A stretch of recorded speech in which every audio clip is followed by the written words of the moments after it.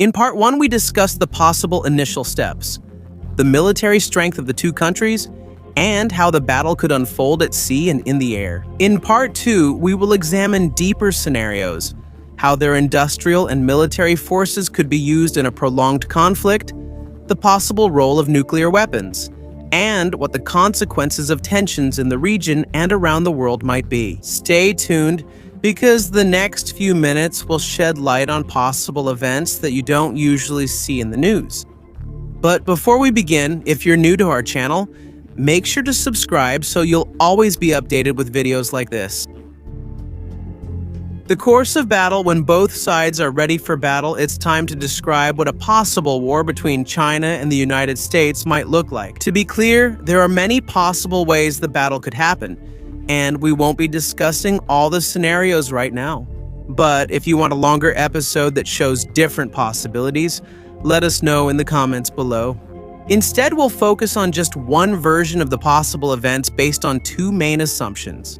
Assumption number 1, the war will not involve nuclear weapons, and we'll discuss the possibility of a nuclear exchange at the end of the episode, so for now, let's suspend our disbelief. Assumption number 2, each side will fight with full force, has the ability to cooperate, and will fight alongside their regional allies with no hesitation in attacking the enemy. This is also an assumption, and if this assumption changes in any way, the battle will also look different. Let's assume that World War III begins, starting with a sudden attack by China on Taiwan. China immediately launched its forces in the South China Sea towards the enemy. On the other side of the world, like a domino effect, other places also begin to fall. Russia and the European NATO countries are locked in a tense confrontation. The Middle East is becoming chaotic and dangerous. Several minor fronts of conflict are emerging in other parts of the world. Meanwhile, China is pouring all its strength into attacking Taiwan. But, as we've already discussed in other episodes of this channel, Taiwan has a significant capability to inflict severe damage on China before it finally falls. Taiwan's military is structured to inflict significant damage on China as a deterrent to prevent it from attacking. But if China really chooses to attack, Taiwan is prepared to suffer severe damage unless its allies can help. In the traditional view, it has long been believed that U.S. forces in the Pacific can intervene to hold off China for enough time to send reinforcements. But in the current situation this year, it may not be that easy anymore. The biggest problem for the U.S. and their allied intervention force around Taiwan is the overwhelming number of active Chinese forces in that area. Because it's so close to the mainland, aircraft carriers and other force projection tools are almost irrelevant for China, since they can use the mainland itself as a launch pad for aircraft, missiles, and ships. And when it comes to missiles and ships, China can deploy a huge number of ballistic and cruise missiles within that range, and position many combat-ready vessels in such a small part of the sea that they can almost deny the enemy access by sea and air. And right now, the United States really doesn't have enough capability to break through. Let's be generous to the US and say that before the war starts, they managed to position half of their naval assets in the Indo-Pacific. They can't deploy 100% of their forces there. After all, they need to show their strength in other places, protect important trade routes, and guard their own country at the same time. But even in the hypothetical situation where the US is able to send 5 carrier strike groups to the Pacific while using their bases in South Korea, Japan, and Guam, China would still have more forces at sea and could target any warships approaching Taiwan with extremely dangerous missiles. Not only that, American carrier-based aircraft would also have to compete with China's stealth fighters, which are further supported by massive anti-aircraft defenses on the Chinese mainland. At the same time, China's new landing barges would allow them to quickly deploy their troops to Taiwan much faster than we previously expected, and it's also possible to protect those barges because of the massive number of forces they can concentrate around Taiwan. Add to that the possibility of a coordinated attack by North Korea from the north to the south, which could also launch missiles against Japan. and it's likely that the US and its allies' forces in the region would be stretched too thin to protect Taiwan. And the situation will get even worse if the US is forced to act. This would allow them to move faster than before in landing on Taiwan at full speed in the Pacific, loaded with troops and heavy weapons. But they would almost become sitting ducks if they can't be protected against China's long-range ballistic missiles. Now let's clearly describe the capabilities of both sides. The United States has high-tech military assets, but there is no easy way to quickly reinforce its forces in the Indo-Pacific to keep up with China. And their forward-deployed forces there seem insufficient to withstand the intense concentrated assault that China could launch against Taiwan. What the US does have, however, are long-range strategic bombers, other long-range weapons that have the potential to break through, and ships and aircraft that can defend themselves as long as they are not pushed to the center of China's offensive. Meanwhile, China has forces that are very powerful when clustered in a small area, but they quickly lose strength when they need to attack in all directions. However, China currently has a military-industrial capacity that is much higher than that of the United States. In other words, according to our estimate, in the ideal situation for the United States, it might look similar to Operation Desert Storm, a shock and awe offensive that relies heavily on air power, where an overwhelming display of force can destroy China's offensive capabilities and force it to comply. On the other hand, China favors a longer war, a conflict where it can use its massive military-industrial capacity, slowly occupy the territory of neighboring enemies, and drag the United States into a battle of numbers that it seems unable to win. But between them, it's about enforcing the style of battle that each side prefers. Even if American strategic bombers get through, most of the value will only come from the stealthy B-2 and any available B-21 because the non-stealth B-1 and B-52 are almost like sitting ducks when facing a peer adversary, especially when the enemy also has stealth aircraft to fight off the escorts of heavy bombers. That means there are only a few stealth bombers, maybe a few dozen, that can inflict enough damage on China to force it to back down. And that's not very likely to happen. Add to that the fact that even the stealthiest aircraft can be seen by the naked eye, which becomes a bigger problem when attacking a country that can monitor all reports in real time and has its own strong aerial assets in the area to respond to the slow but stealthy planes. Meanwhile, U.S. ships at sea would have almost nothing to gain if they tried to attack China directly. With this kind of numerical disadvantage, the more advanced U.S. ships can only achieve so much, and they would still have to cope with a severe shortage of forces. It would be better for those ships to attempt a blockade using the territory of Japan, the Philippines, and, if possible, South Korea as forward operating zones for land-based assets. In other words, it's unlikely that the U.S. will be able to muster the overwhelming force needed to achieve a victory similar to Desert Storm. And when the critical window of opportunity is lost, the war will shift onto China's terms, where the US and its allies are almost forced to just hold the perimeter. And if by that time Taiwan has perhaps fallen or been severely affected, China can then begin a longer and more geographically dynamic war. By shifting to a war-focused economy, China can use its massive shipbuilding capacity more effectively, quickly producing landing craft, combat ships, and perhaps even additional aircraft carriers. Although the U.S. may try to strengthen the defenses of its allies in South Asia, such as Vietnam and Thailand, those countries may face a direct military threat from China on land.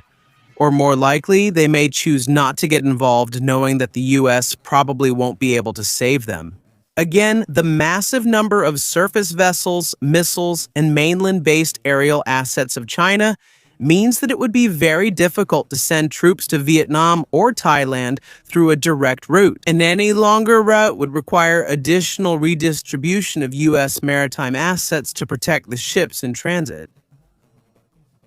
American strategic airlifters might be able to make up for the shortfall, but only to a limited extent. For example, in April, experts raised concerns when the U.S. used more than 70 flights of C-7 cargo planes to move a Patriot missile battalion from Asia to the Middle East. Like other U.S. assets, the number of planes is limited.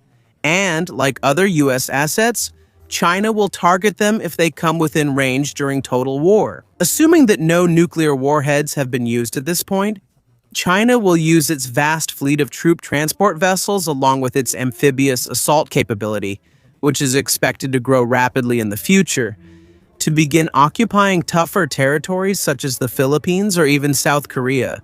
We say tougher because it's more likely that the U.S. will be able to position forces to defend these areas, and as a result, those countries are more determined to fight against China and the auxiliary forces from North Korea. Although the U.S. home front can relax because they know the fighting is far from their shores, the proximity of the war to mainland China is both a blessing and a curse. China has to endure heavy damage to their military-industrial base, but their resources are vast, so China can withstand severe blows that would cripple a less prepared country. Through successive offensives, China can destroy U.S. assets attempting to blockade it. America is forced to deploy nearby troops to protect its allies close to China, despite China's overwhelming military power in the region. These are battles that are difficult for U.S. troops to win, unless America can reposition a large part of its military. But these are also battles the U.S. finds hard to abandon. These are not just battles to defend vital allies like South Korea or Japan, but they are also the only way to prevent China from reaching distant islands and seaboards, which would allow it to quickly project power into the Central Pacific. But while those battles are important for America, there will also be fights where only a small portion of the U.S. military, numbering in the tens or maybe the low hundreds if lucky, will face China at the height of its power. The geographic reality of this kind of war is that while America needs to be stretched thin, China can concentrate its forces. If U.S. forces need to travel more than 5,000 miles to reach the battlefield, China only needs to travel a few hundred miles. In the case of South Korea or Vietnam, their troops could even walk. China can afford to lose a few ships while destroying American ships, because they can replace the lost ships while America can't do that. In fact, China can even skip fighting in the territory of U.S. allies and directly attack America's naval power. They rely on their shipbuilding base to replace lost ships and force countries like Japan or South Korea to surrender when the U.S. can no longer show its strength. This is a nightmare scenario for American military planners, but an inevitable reality. Just a few dozen destroyers and frigates can't match the strength of the Chinese military on its own mainland over the long run. And unlike China, they have to accept that if they lose a ship, it can't be replaced within the next decade. In a short period of time, China could achieve an expensive and high-attrition victory within its own sphere of influence, gradually squeezing the U.S. and its allies within a few hundred miles from China's coast until they control that critical area. From there, the U.S. will have limited ways to stop China's expansion into their half of the Pacific, and it will lead to battles in the open sea, where it will once again come down to naval power. Here we can expect a kind of stalemate. Eventually, China will have enough of an ocean-going navy to defeat the U.S. in that area. And every ship the U.S. loses brings China closer to that reality. But they still don't have enough military strength now, and it will take several years before they can match America's naval power in the open waters of the Central Pacific. This stalemate includes the possibility of a peace settlement and a nominal end to the war. But make no mistake, such an outcome would be a definite victory for China. The country would greatly expand its sphere of influence, almost control all of East Asia, significantly reduce the U.S.'s warfighter capacity, and force America to accept that it is no longer the sole superpower in the world, or perhaps not even the dominant country anymore. This is a conclusion that didn't even require them to directly occupy each other's mainland. No one will achieve total victory, and this resolution might just be the calm before a stronger storm. It's also hard to see either side continuing the war if China breaks through into the open Pacific, and neither side is willing to use nuclear weapons. Let me repeat, this is just one of the many possible ways that such a war could unfold. Others end with inexperienced or naive Chinese generals making mistakes that lead to a strong American victory. Others end with a successful defense of Taiwan. Some put so much pressure on the Chinese government that it results in regime change in Beijing. Others end in a stalemate, and some end in a way where there is no real winner. The scenario that will ultimately happen depends on the adjusted inputs and outputs, an accurate combination of advantages and disadvantages that represent the reality at the start of the conflict, and a long chain of consequences that follow from it. But we chose a scenario where China achieves a real victory, not just to create controversy or get attention, but because the combination of China's military assets and defense industrial capacity makes it a very dangerous opponent when fighting close to its own mainland. In the face of such an opponent, the United States might retreat to the open seas, where they have a higher chance of winning. But to do that, they would have to sacrifice Taiwan, South Korea, the Philippines, Japan, Guam, and others. And in the current situation, that will not happen. The other conclusion. There's another way all of this could happen. A full-scale nuclear exchange. Of course, we know what will happen if this occurs. All the nuclear nations in the world will launch their weapons.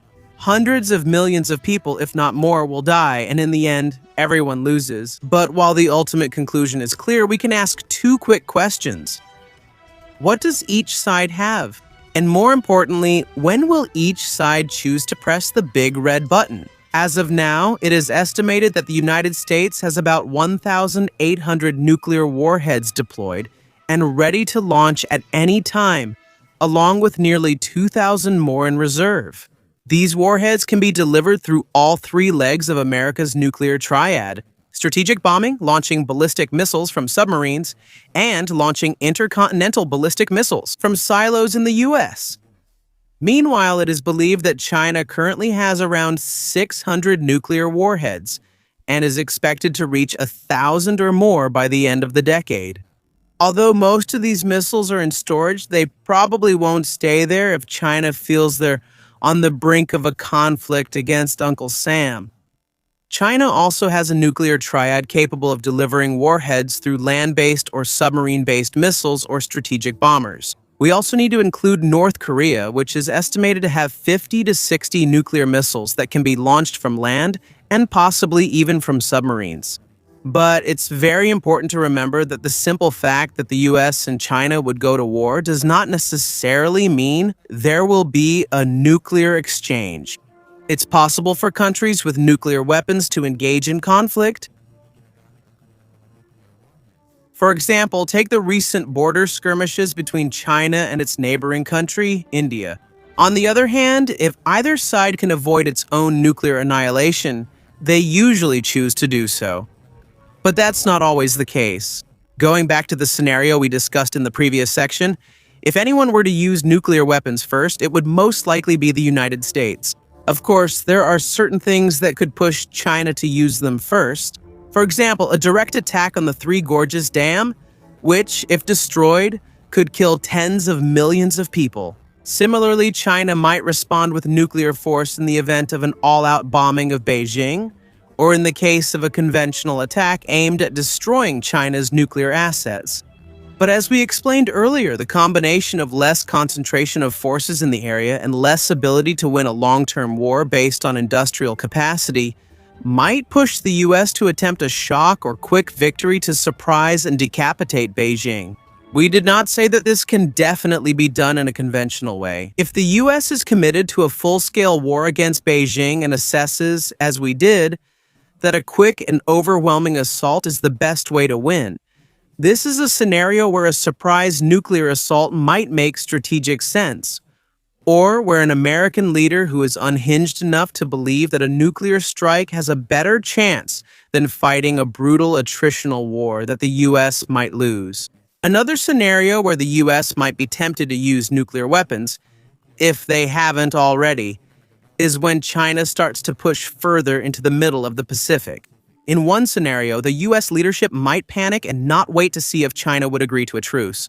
Or they might think that even if China agrees to a truce, the damage suffered by the US is already too great to handle. In another scenario, China might not agree to peace once it has reached parity in the Pacific. And if the damage suffered by the US is so great that China feels comfortable enough to attack Hawaii or even the US mainland, nuclear weapons might be used in response. Another scenario could involve a rogue North Korea, where they are the first to launch a bomb. But China knows that the US will still focus on them, so they might attempt a preemptive strike. But in the scenario we've laid out, where China gradually weakens the US and East Asia through conventional warfare, the country will be more disincentivized to use nuclear weapons as long as it can be avoided. In the end, if China starts a nuclear exchange, everything they've worked for will just be lost. And it would be as if they should have started the process of Armageddon earlier, while skipping the exhausting middle part. Instead, if China is ready to fight the US in an all-out war, they would probably want to enjoy the benefits of victory. And you can't enjoy the spoils of war if everything is turned to ashes. With a bit of luck, the US and China might be able to avoid war in the coming years or decades. China might be able to resist the temptation to act against Taiwan, or maybe all of America's security guarantees will fail and Taiwan will be sacrificed at the right time. China might judge that the US is gradually falling apart and just let it happen. The US might be able to show that they are much stronger than China in a brief military altercation, a battle that will end decisively, where there is no need for a prolonged war or nuclear exchange. Or maybe, and there's a good chance, diplomacy will win and both sides will find a way to ease tensions before the worst happens. If there's any comfort in today's episode, it's the fact that none of these scenarios have to happen.